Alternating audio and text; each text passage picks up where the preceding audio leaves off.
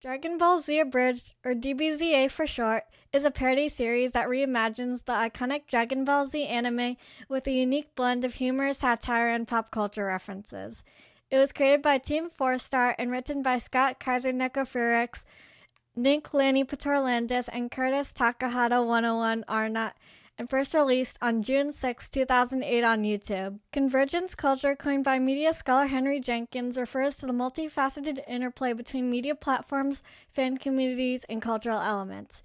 In today's digital age, fans are no longer passive consumers but active participants who create, distribute, and reinterpret content. This act of reinterpretation is the groundwork for the creation of DBZA. Team 4-Star turns the epic battles of Dragon Ball Z into a comedic masterpiece that resonates with both hardcore fans and newcomers alike, with some fans even recognizing it as a dub all to itself. The series deconstructs the often dramatic and repetitive elements of Dragon Ball Z, highlighting the absurdities and quirks of the characters and plot. Take, for example, the joke about the main character Goku being a bad father to his firstborn son Gohan, who resents him for it. What would Dad do in this situation? Bye, son! I'm beginning to think I have issues. Mom, what happened? Your dad is dead! For good! But he just got back from his training. After getting back from Namek. After getting back from his training. After being dead. Bye, son. I want to fight me some androids. I haven't had a good fight since Freezer. Wait, so the first thing we do after you get back, after being gone for a year and a half, is train. I know, I'm excited too. Yeah, okay.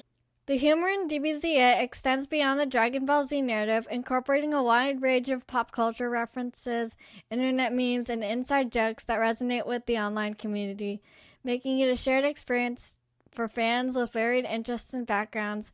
As such, it enhances the convergence culture surrounding the series. Despite being popular, Dragon Ball Z Abridged has not been without its legal and ethical challenges. With the consolidation of power represented by the Digital Millennium Copyright Act of 1998, American intellectual property law has been rewritten to reflect the demands of mass media producers. However, fair use, a law for purposes such as criticism, commentary, and parody, is a critical consideration in cases like DBZA. Additionally, fair use can be subjective, and legal battles often hinge on the specifics of each case. The series operates in a legal gray area, utilizing copyrighted material without explicit permission. Team 4-Star has transparently addressed these legal challenges, citing their official copyright statement, "Please support the official release," urging fans to financially support the franchise. The transformative nature of DBZA, coupled with its non-commercial status, has led to a somewhat lenient approach from Toei Animation, with periods of tolerance followed by takedown notices, and later episodes of Dragon Ball Super referencing it occasionally. Mati, お前今度部屋を壊したら税金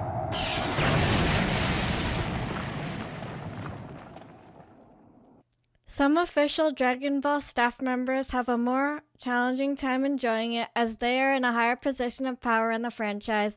However, some of the members are more receptive to it than others. I can't tell you how jealous I am of these guys, honestly. I know, look at the way you're dressed. I'm jealous of this right here. We have been dying to destroy that Dragon Ball Z dub forever, so the first time I actually saw the DBZ Bridge series, I was so pleasantly surprised, because we can't do it, and you guys are allowed to do it. It's amazing.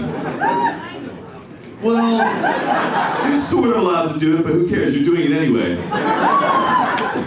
You're not entitled because you're American or because it's free reuse or because it's fair use, because it's not legally fair use in my opinion. So I'm not a lawyer, but I studied the crap out of it to figure out if it was.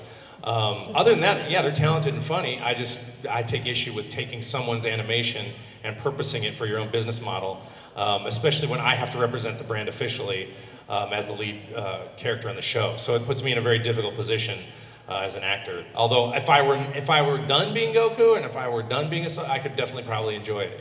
I could. But it's also I'm very attached to the character, so it's not like something I like to pass around and have fun with.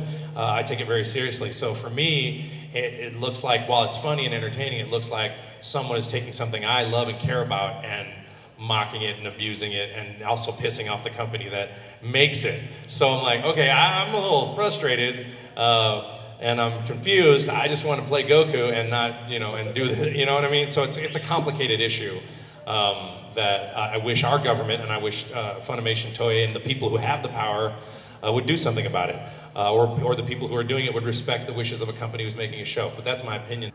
Anime parodies are like great free advertising for the show. There's so many people that now watch Dragon Ball as a franchise because they started watching on YouTube with Team 4-Star or whatnot, and it helped bring pique their curiosity. It's like, hey, what's the show that it's based on? So I think that's great. The Team 4-Star guys are super cool. They are super talented, super funny. And, since this is the age of YouTube and TikTok and streaming and everything, getting it on the ground level like they have is a really, really cool thing. Team 4-Star with YouTube and the Abridged, that's like free advertising, for the actual shows. And there's new fans of the shows that came, they first watched the parodies, and then they got interested in checking out the original show that it was based on. It's like, hey, win-win. This situation highlights the evolving dynamics of intellectual property and convergence culture. While traditional media companies may view fan creations as potential threats to their intellectual property, some recognize the promotional value of fan-generated content and choose to collaborate or look the other way. The web represents a side of experimentation and innovation where amateurs test the waters, developing new practices, themes, and generating materials that may well attract cult following on their own terms. In the case of DBZA, it exemplifies how fan-created content can coexist with official franchises, contributing to a dynamic and participatory fan culture. Dragon Ball Z Abridged thrives within the Convergence culture framework by actively engaging with its fan base. Team 4-Star leverages social media platforms, conventions, and crowdfunding to maintain a direct connection with their audience. This two-way interaction allows fans to feel a sense of ownership and involvement in the creative process. In return, the creators receive feedback, suggestions, and financial support, fostering a collaborative and mutually beneficial relationship. This delicate balance between protecting intellectual property and embracing fan creativity remains a complex issue in the digital age. Since its final episode's release on December 25, 2018, due to copyright issues and creative burnout, Dragon Ball Z Abridged has left an unforgettable mark on the broader Dragon Ball fandom, evoking mixed feelings among fans. DBZA has become a bridge between longtime fans and those potentially deterred by the original series' length and pacing.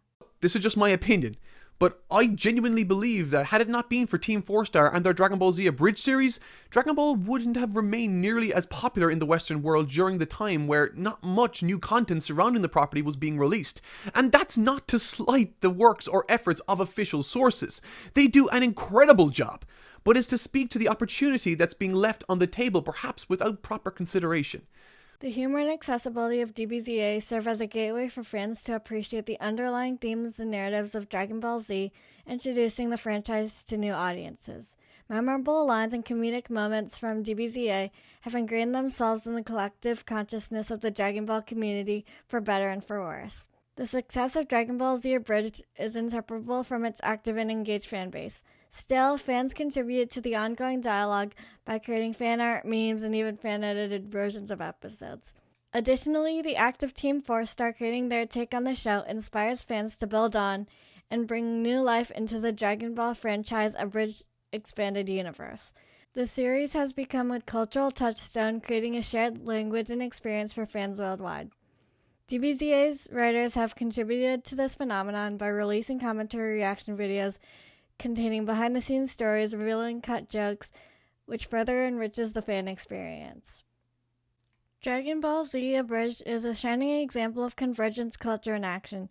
Team 4-Star's transformative approach to storytelling, coupled with active community engagement, has turned a parody series into a cultural phenomenon that transcends the boundaries of traditional media. The success of DBZA highlights the evolving nature of fan culture, where fans are not passive consumers but active contributors to the creation and reinterpretation of media content. As Convergence culture continues to shape the entertainment landscape, Dragon Ball Z Abridged is a testament to the ongoing relationship between creators and fans. The fan project challenges traditional notions of authorship and ownership, emphasizing modern fandom's collaborative and participatory nature. In the age of digital media where fan creativity knows no bounds, Dragon Ball Z Abridged is a significant example of the phenomenon of fans as co-creators within the ever-expanding tapestry of popular culture.